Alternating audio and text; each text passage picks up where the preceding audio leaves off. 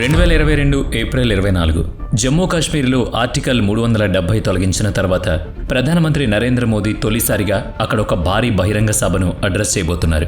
కానీ ఈ పర్యటనను అడ్డుకోవాలని పాకిస్తాన్లోని ఉగ్రవాదులు కుట్ర పన్నారు. జమ్మూలో భారీ విధ్వంసం సృష్టించడానికి ఒక అత్యంత ప్రమాదకరమైన ప్లాన్ గీశారు. ప్రాణాలు తీసే ఆయుధాలు, సూసైడ్ వెస్ట్లు, AK-47 రైఫిళ్లతో జైషే మహమ్మద్కు చెందిన 2 పాకిస్తానీ ఉగ్రవాదులు మన సరిహద్దులు దాటేశారు. కానీ వాళ్ళకి ఎదురు కాబోయేది ఇండియన్ ఆర్మీకి చెందిన అత్యంత ప్రమాదకరమైన దళమని ఆ ఉగ్రవాదులకు తెలీదు. ఇది కేవలం ఒక భయంకరమైన ఉగ్రవాద కుట్ర కథ మాత్రమే కాదు, తన ప్రాణాలను లెక్క చేయకుండా పాకిస్తాన్ ప్లాన్ను మట్టి కరిపించిన 9 పారాసఫ్కు చెందిన ఒక రియల్ హీరో కథ. దేశాన్ని వణికించడానికి అంతా సిద్ధమైనప్పుడు ఒక ధైర్యశాలి మన దేశాన్ని ఎంత పెద్ద ప్రమాదం నుంచి కాపాడాడో ఈ కథ చెబుతుంది. భారత ప్రధానమంత్రి నరేంద్ర మోదీ జమ్మూలోని సాంబా జిల్లా పల్లీ గ్రామంలో ఒక భారీ సభను అడ్రస్ చేయాల్సి వచ్చింది. ఇది సాధారణ పర్యటన కాదు. 2019 ఆగస్టు నెలలో జమ్మూ కాశ్మీర్ నుంచి ఆర్టికల్ 370ని శాశ్వతంగా తొలగిస్తూ భారత ప్రభుత్వం ఒక చారిత్రాత్మక నిర్ణయం తీసుకుంది. ఆ తర్వాత ప్రధానమంత్రి ఆ ప్రాంతంలో చేస్తున్న మొట్టమొదటి అతిపెద్ద పబ్లిక్ మీటింగ్ అదే. జమ్మూ కాశ్మీర్లో పరిస్థితులు పూర్తిగా నార్మల్ అయ్యాయి. ఆ భారీ ర్యాలీ ద్వారా ప్రపంచానికి ఒక స్పష్టమైన మెసేజ్ దీని ద్వారా పంపాలి. కానీ సరిహద్దుల ఆవల ఉన్న శత్రువులకు మాత్రం నిద్రపట్టలేదు.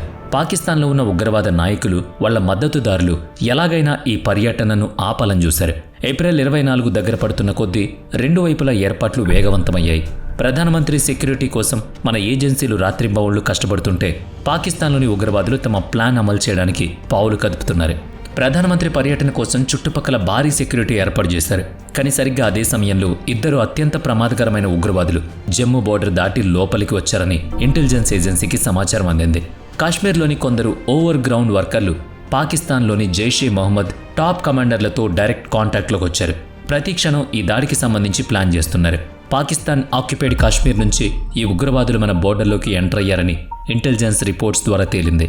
జమ్మూలోని ఏదైనా పెద్ద మిలిటరీ బేస్ లేదా సెక్యూరిటీ ఫోర్సెస్ దాని కాన్వాయ్ మీద దాడి చేయడమే వాళ్ళ టార్గెట్. ఆ దాడిలో వీలైనంత ఎక్కువ ప్రాణ నష్టం కలిగించి జమ్మూ అంతటా భయాందోళనలు సృష్టించడం వాళ్ళ మెయిన్ టార్గెట్. ఆ గందరగోళాన్ని ఆసరాగా చేసుకుని సెక్యూరిటీ కారణాల వల్ల ప్రధానమంత్రి ప్రోగ్రాం క్యాన్సిల్ అయ్యేలా చేయాలన్నది వాళ్ళ పక్కా ప్లాన్. ఎన్ఐఏ చేసిన లోతైన ఎంక్వైరీలో ఈ కుట్ర వెనుక జైషే మహమ్మద్ టాప్ కమాండర్లు మౌలానా మసూద్ అజర్ అల్వి, రవూఫ్ అస్గర్ అలీ ఉన్నారని తేలింది. షాహిద్ లతీఫ్, ఇలియాస్ కశ్మీరీ లాంటి కమాండర్లు ఆ ఉగ్రవాదులకు స్పెషల్ వెపన్స్ ఇచ్చి బోర్డర్ దాటించారు. ఇండియాలో ఉన్న కొందరు లోకల్ ఓవర్ గ్రౌండ్ వర్కర్లు వాళ్లకు అడుగడుగునా సాయం చేశారు. ఈ దేశద్రోహులు ఆ ఉగ్రవాదులను లోపలికి తీసుకొచ్చి దాక్కోవడానికి స్థావరం కల్పించారు. హైవే మీద ఉన్న చెక్ పోస్టుల నుంచి తప్పించి వాళ్లను సుంజ్వాన్ వరకు సురక్షితంగా చేర్చారు. ఈ 2 పాకిస్తానీ ఉగ్రవాదుల దగ్గర భారీ మందుగుండు సామాగ్రి ఉంది. వందలాది బుల్లెట్లు, హై కెపాసిటీ మ్యాగజైన్లతో పాటు 3 AK-47 రైఫిల్స్ ఉన్నాయి. అంతేకాకుండా వాళ్ళ దగ్గర సూసైడ్ వెస్ట్లు, ప్రమాదకరమైన గ్రెనేడ్లు కూడా ఉన్నాయి. సూసైడ్ వెస్ట్ వేసుకుని వచ్చారంటే వాళ్ళు బతికి తిరిగి వెళ్లే ఉద్దేశంతో రాలేదని స్పష్టంగా అర్థమవుతుంది. పాకిస్తాన్లోనే తమ కమాండర్లతో మాట్లాడడానికి వాళ్ళ దగ్గర ఎన్క్రిప్టెడ్ శాటిలైట్ ఫోన్లున్నాయి. చాలా రోజుల పాటు పోరాడడానికి వీలుగా energy drinks, high quality food, advanced medicines ఉన్నాయి.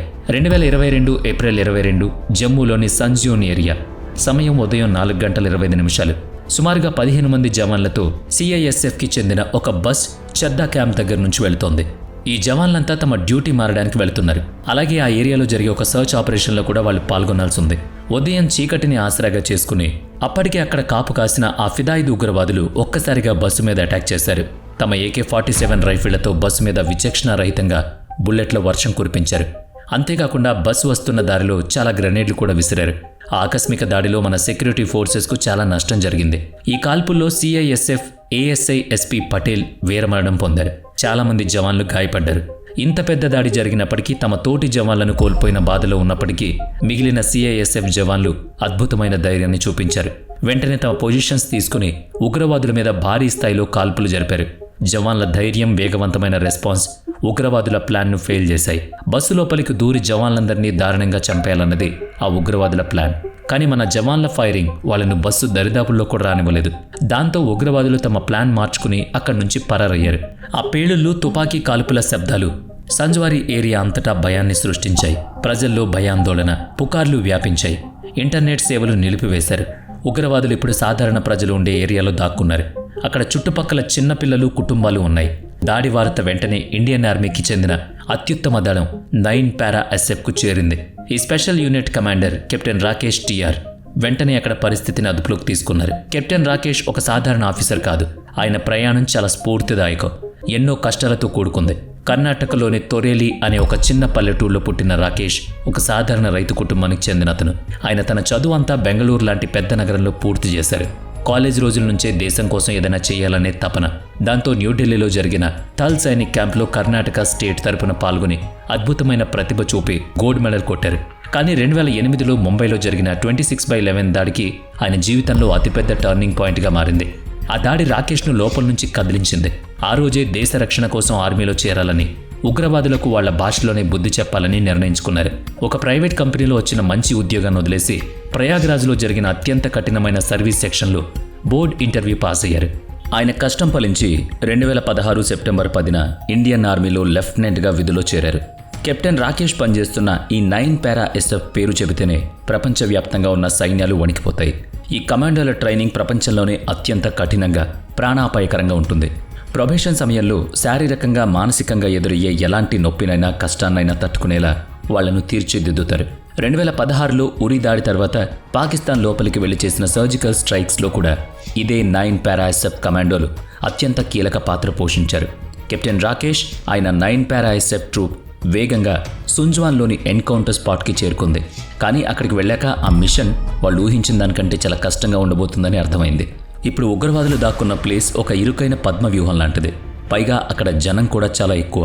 అక్కడ రోడ్లు, గల్లీలు చాలా ఇరుగ్గా ఉండి ఇల్లు ఒకదానికొకటి పూర్తిగా ఆనుకొనున్నాయి.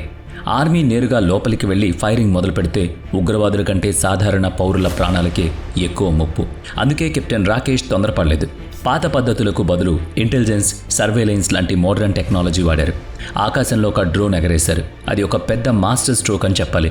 ఆ హైటెక్ డ్రోన్కు ఉన్న థర్మల్, ఆప్టికల్ కెమెరాలు పొగను, మంచును కూడా దాటుకుని చూస్తూ ఉగ్రవాదుల ఖచ్చితమైన లొకేషన్ను పసిగట్టాయి. ఉగ్రవాదులు ఏ ఇంట్లో, ఏ గల్లీలో, ఏ మూలన దాక్కున్నారు కెప్టెన్ రాకేష్కు ఆ డ్రోన్ ద్వారా స్పష్టంగా కనిపించింది. తన జవాన్ల ప్రాణాలను రిస్కులో పెట్టకుండానే శత్రువుల ప్రాణాలను ఏరిపారేయడానికి ఇదొక పద్మవ్యూహం లాంటిది. ఇక అలా డ్రోన్ నుంచి అందుతున్న ఈ పక్కా సమాచారంతో కెప్టెన్ రాకేష్ సర్జికల్ స్ట్రైక్స్ తరహాలో తన జవాన్లను మోహరించారు.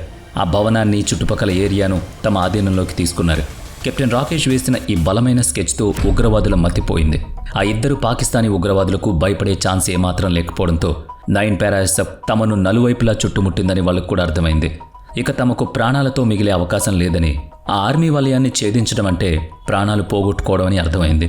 వాళ్ళు సురక్షితంగా దాక్కున్న చోటు నుంచి బయటకొచ్చి సెక్యూరిటీ ఫోర్సెస్ పైన, చుట్టుపక్కల ఉన్న సాధారణ ప్రజల ఇళ్లపైన తమ AK-47తో విచక్షణారహితంగా బుల్లెట్ల వర్షం కురిపించడం మొదలుపెట్టారు. పరిస్థితి ఇప్పుడు పూర్తిగా అదుపు తప్పి చాలా ప్రమాదకరంగా మారింది. పరిస్థితుల తీవ్రతను కెప్టెన్ రాకేష్ వెంటనే అర్థం చేసుకున్నారు. ఉగ్రవాదుల AK-47 నుంచి వచ్చే బుల్లెట్లు చాలా పవర్ఫుల్ అని, అవి సాధారణ ఇటుకలను, ఇళ్ల గోడలను సులభంగా దూసుకుపోగలుగుతాయని వాళ్ళకి తెలుసు. అలాంటి పరిస్థితుల్లో ఇళ్ల లోపల భయంతో వణుకుతూ దాక్కున్న సాధారణ ప్రజలకు, చిన్నపిల్లల ప్రాణాలకు చాలా పెద్ద ముప్పు పొంచుంది. దానికి తోడు ఉగ్రవాదులు వేసుకున్న సూసైడ్ వెస్ట్ కూడా మరో పెద్ద ప్రమాదం. దూరం నుంచి కాల్చడం వల్ల ఆ సూసైడ్ వెస్ట్ పేలిపోతే ఆ బ్లాస్ట్కి చుట్టుపక్కల ఇళ్లు డ్యామేజ్ అవుతాయి, ప్రాణాలు కూడా పోతాయి. సమయం మించిపోతుంది. కాబట్టి కెప్టెన్ రాకేష్ కొన్ని సెకండ్లలోనే అత్యంత కఠినమైన, ప్రమాదకరమైన నిర్ణయం తీసుకోవాల్సి వచ్చింది. ఆయన తన ప్రాణాల గురించి, తన భద్రత గురించి ఏమాత్రం ఆలోచించకుండా సామాన్య పౌరుల ప్రాణాలను కాపాడడం కోసం తనను తాను ఉగ్రవాదులకు టార్గెట్గా మార్చుకోవాలని నిర్ణయించుకున్నారు. ఉగ్రవాదుల దృష్టి మొత్తం తన వైపు తిప్పుకోవడానికి ఆయన తన కవర్ను వదిలి బయటకొచ్చారు. ఇలాంటి సాహసం చేయడానికి నిజంగా ఉక్కులాంటి గుండె ధైర్యం కావాలి. ప్రాణం మీద ఆశ ఉండకూడదు. రెండు వైపులా ఎక్కడైతే విపరీతంగా కాల్పులు జరుగుతున్నాయో, ఆర్మీ భాషలో ఫేటల్ ఫన్నెల్ అని పిలిచే ఆ డేంజరస్ జోన్లోకి కెప్టెన్ రాకేష్ నేరుగా వెళ్ళిపోయారు. ఒకవైపు ఉగ్రవాదులు పిచ్చోళ్లలా బుల్లెట్ల వర్షం కురిపిస్తుంటే, మరోవైపు నుంచి కెప్టెన్ రాకేష్ తన ప్రాణాలను పణంగా పెట్టి పూర్తి వేగంతో వాళ్ల వైపు దూసుకు వెళ్లారు. కేవలం కొన్ని సెకండ్ల పాటు జరిగిన ఈ నెత్తుటి ఆటలో కెప్టెన్ రాకేష్ తన ఎన్నో ఏళ్ల కఠినమైన ట్రైనింగ్ను, తన అద్భుతమైన క్లోజ్ క్వార్టర్ బ్యాటిల్ స్కిల్స్ను అద్భుతంగా ప్రదర్శించారు. కన్ను మూసి తెరిచేలోపు బుల్లెట్ల వర్షం మధ్యలో నుంచి దూసుకువెళ్లి అత్యంత ఖచ్చితత్వంతో గురిపెట్టారు.